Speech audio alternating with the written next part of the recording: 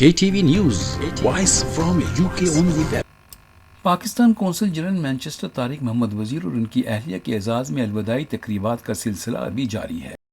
اعوذ باللہ من الشیطان الرجیم،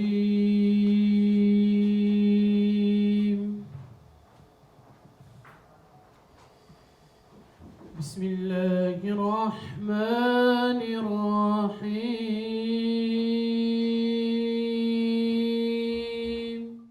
ہجر نبی میں آہ کہاں بے اثر گئی، تر پہ جو ہم یہاں تو مدینے خبر گئی۔ مشاہدہ کے مطابق شاید یہ پہلے قونصل جنرل پاکستان ہے جنہوں نے مانچسٹر میں اپنی سروس کے دوران جس طرح لوگوں کے دلوں میں اپنی جگہ بنائی ہے قابل تعریف ہے۔ سولیسٹر ابراہیم اقبال کی تلاوت کلام پاک اور نعتیہ کلام سے شروع ہونے والے آج کی تقریب جو چودھری خالد محمد ہنجرا اور محمد عابد کی زیر انتظام راجڈل کے مقامی ہال میں منعقد کی گئی، جس کے لیے چیدہ لوگوں کو دعوت نامے ارسال کیے گئے تھے، جن میں اوورسیز پاکستانی کمیشن پنجاب پاکستان کا vice chairperson barrister Amjad Malik, C O of Easy Money doctor Liaquat Malik, barrister Ahmed Nadeem Malik, legal solicitor کے مقبول ملک، کونسلر عدالت کے ہمراہ دیگر سولیسٹر کمیونٹی اور سیاسی رہنماؤں کے علاوہ میڈیا سے تعلق رکھنے والے افراد نے شرکت کی، جبکہ نظامت کے فرائض چودھری خالد ہنجرا نے ادا کیے۔ اس موقع پر خالد دیتاوال، عبدالستار رانا، چودھری مسرت، سولیسٹر مقبول ملک اور دیگر نے اپنے اپنے خیالات کا اظہار کرتے ہوئے کہا، Very little thing about today is Tariq Wazir, who is he? Everybody will say one thing, he's my friend. That's the legacy you're leaving behind. And I hope that when you become an ambassador of this country from Pakistan, you will do what you have done for the community of Manchester, and that will be for Pakistan as a whole. So I want you to give him a big hand and with your dua that he will do what we all wanted, because he was never a consulate here, he was a friend. And everybody, I've known him for 5 years, he just treated me like Dr. Malik treats me, just like a brother.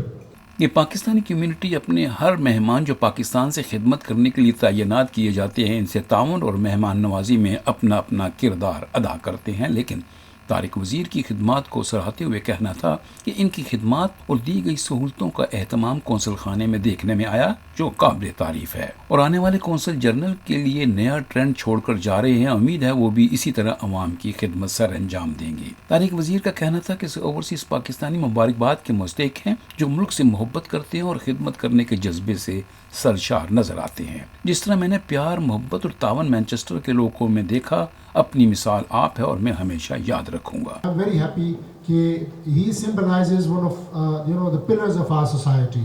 راجڈیل میں ہی نہیں، پورے ملک میں۔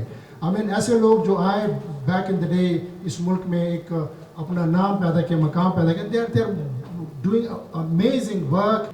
آپ کو پاکستان میں یوں سمجھے کہ آپ کا وہ کہتے ہیں کہ مجھے صرف ایک ٹیکسٹ کر دیں، جس طرح یہاں پہ ٹیکسٹ ہوتا ہے، تو میں آپ کو خود ایئرپورٹ لینے آؤں گا اور وہاں پہ بالکل آپ میرے مہمان، آپ سارے میرے مہمان، ڈزنٹ میٹر کہ کون آ رہا ہے کون نہیں آ رہا، بالکل آئیں۔ پاکستان میں کام ہو آپ کے، آپ اس طرح مجھے کہیں جس طرح آپ یہاں پہ مجھے کام کرتے ہیں۔ پی آئی اے کی پروازوں کی برطانیہ سے آمد و رفت کی اجازت ملنے پر کے ٹی وی سے بات کرتے ہوئے ڈاکٹر لیاقت ملک، بیرسٹر امجد ملک اور حامد المشرقی نے اپنے اپنے خیالات کا اظہار کرتے ہوئے کہا، اب ناؤ پی آئی بحال ہو گیا۔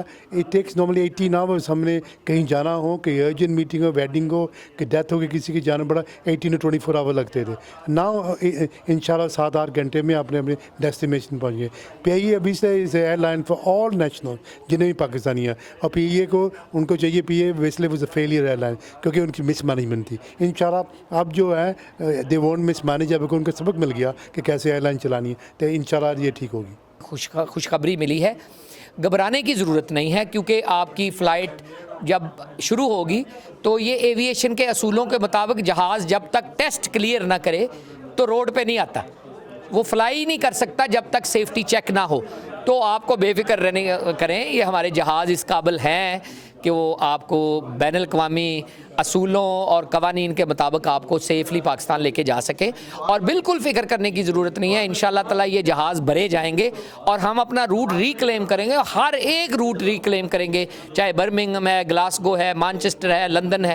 اور یہ آج ایک پوری، اسی لیے کمیونٹی کے نمائندوں کے ساتھ کھڑا ہو کے یہ انٹرویو دے رہا ہوں کہ یہ کمیونٹی کے لیے خوشی کی بات ہے. لوگ جینوئنلی فون کر کے مبارکباد دے رہے ہیں کہ یہ حکومت کا ایک اچھا اقدام ہے. اور اس کے ساتھ ساتھ ان لوگوں کی بیخ کنی کی جانی چاہیے جن کے غیر ذمہ دارانہ بیان کی وجہ سے پاکستانی ریاست کو بلینز آف ڈالر کا زر مبادلہ کا نقصان ہوا. اگر آج ہم ان کی بیخ کنی نہیں کرتے، ان کو کٹہرے میں نہیں لاتے، کل کوئی اور نٹر وزیر اٹھ کے کوئی بیان دے دے گا، آپ کا کوئی اور محکمہ بند ہو جائے گا، آپ کی کوئی اور بین الاقوامی سروس، مثلا ڈاکٹر انڈسٹری، نرس انڈسٹری آپ کی افیکٹ ہو جائے گی. تو آپ اس کے اوپر ریگولیٹڈ چیک بھی بہتر کریں، لیکن لوگوں کو کٹہرے میں بھی لائیں کہ اس طرح کے بیانات سے جو نقصان ہوا ہے اس کا کون ذمہ دار ہے. ایویشنز کو اگر دیکھا جائے تو وہ تو اپنا ڈیفینیٹلی کام کرے گی، اور جتنے بھی ہماری ایئر لائن کی پروازیں ہیں یا طیارے ان کی دیکھ بھال بھی کرے گی. لیکن جو ایئر لائن کا سٹاف ہے، ابھی کچھ ہی دنوں پہلے کی بات ہے کہ آدمی نے کراچی جانا تھا اور وہ سعودیہ پہنچ گیا بغیر پاسپورٹ کے، تو اس کے لیے وہ کون ذمہ دار ہو؟ دیکھیں 2-3 چیزیں ہیں اس میں، سٹاف بھی ہے، اس میں پائلٹس بھی ہیں. ہمارے پاس بہت ساری مثالیں ہیں، اور یہ پاکستان ایک تھرڈ ورلڈ کا کنٹری ہے. بہت سارے ایسے واقعات ہوتے ہیں کہ سٹاف گیا ہے تو آیا ہی نہیں ہے، اور یہ چیزیں ریگولیشن مضبوط کریں گے تو بہتر ہونی شروع ہو جائیں گی. ہمارے سٹاف کے اوپر یہاں بھی بہت سارے کئی دفعہ ایشوز آتے ہیں، سمگلنگ کے کئی دفعہ ایشوز آتے ہیں، تو اس کے اوپر اکاؤنٹیبلٹی بہتر ہونی چاہیے، ڈسپلن بہتر ہونا چاہیے، اور آپ کا ٹرینڈ سٹاف ہونا چاہیے. جب آپ سفارشی بھرتیاں کرواتے ہیں نا، کسی منسٹر سے سفارش کروا کے اور یہ وہ، جب ٹریننگ کے اوپر right man for the right job نہیں ہوگا تو پھر اس طرح کے مسئلے ہوں گے. ہمارے کئی سفارتکار واپس نہیں جاتے. تو ہمیں دیکھنا چاہیے کہ اس کا جو ہے ہم بہتر انداز میں اس چیز کو پروفیشنلی ڈیل کریں.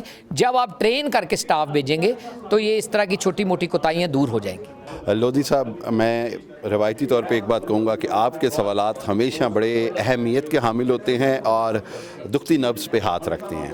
میں آپ کو اس پہ اپریشیٹ کرتا ہوں. پی آئی اے کے حوالے سے ہو یا کوئی بھی بڑے ادارے ہوں، اس میں پی آئی اے، اسٹیل مل، ریلوے، وابڈا، ان سب کو بدقسمتی سے ہمارے ہاں جو سیاست کی بھینٹ چڑھایا گیا، سیاسی حکومتوں نے یا اس کو کہہ دے کوئی بھی اقتدار میں ہو، اس نے ان کو ایک مادر پدر آزادی کی طرح استعمال کیا، اور اس کو اس طرح استعمال کیا کہ اپنے لوگوں کو نوازنے کے لیے جب کسی بھی ادارے کو خراب کرنا ہو تو اس کے اندر نااہل لوگوں کو بھرتی کر دیا جاتا ہے. اور اس کے بعد پی آئی اے میں تو جس انداز سے بھرتیاں کی گئیں اس کا نتیجہ ہم نے بھگتا. اس کے بعد پھر جس طرح سے میں کہوں گا غیر ذمہ دارانہ بیانات کی وجہ سے پوری دنیا میں ہمیں شرمندگی اٹھانی پڑی، اور جس کے نتیجے میں ہمیں پوری دنیا میں بین اٹھانا برداشت کرنا پڑا.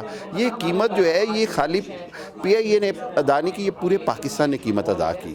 آپ کا یہ جو سوال ہے، اس کے ساتھ میں ایک اور بات کہوں گا کہ اب ضرورت ہے قابل، کیپیبل لوگوں کو لانے کی، اور ایک ہر حالت میں اس کو سیاست سے پاک رکھا جائے، پروفیشنلزم سے ادارہ چلایا جائے.